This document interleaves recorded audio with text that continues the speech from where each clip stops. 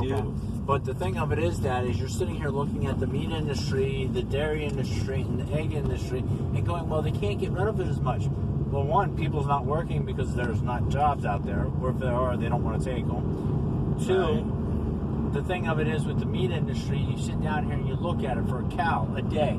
50 gallons of water required for a cow to survive a day. Okay? Also, you're looking at an acre to 2 acres of farmland, and it has to be constantly growing just to feed that cow to a sizable weight before they kill it. Or they could take that same acreage, and with that cow, you look at a cow normally, that cow's not going to, a family that says that they're carnivores and eats a lot of meat, that cow's not going to last a family of 4 very long to eat with that meat, with that cow. So you just wasted 1 to 2 acres of usable farmland that could be put into plants that could be grown for people to consume. That could be, yes, you cut the top, like if you're doing lettuce, you cut the top or take that and put it back, and it will grow back. You know, you can keep pulling stuff off of it, and it will keep reproducing. So in a year, you could get a lot of produce off of that 1 to 2 acres of land.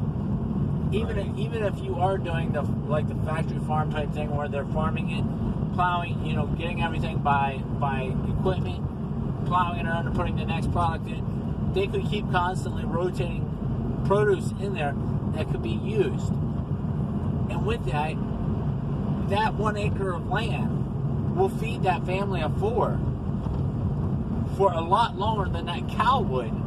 That it takes 1 year of constantly growing wheat, which is wheat or oats, which is the best thing for cows, versus corn, which when you feed a cow corn causes its stomach ulcers. And then what do? We give that cow antibiotics because it has stomach ulcers. And then once the antibiotics are in there, like it's the humans because it's carried over there. And unless it's a farmer that owns the farm and he's letting the cow graze and he has a section that he's cutting off and he's only keeping a small product of animals, it's actually out there causing things like COVID-19. Because the more you factory farmer, the more you push these animals into an area, the more the actual diseases are carried over from one animal to the next because it spits it out, the next one breathes it in, and it constantly doing that.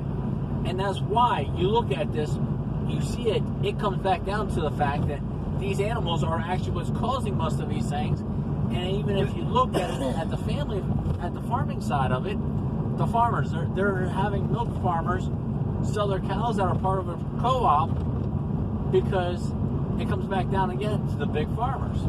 They're pushing it, the small farmers out, making it where it's only factory farms. And when you got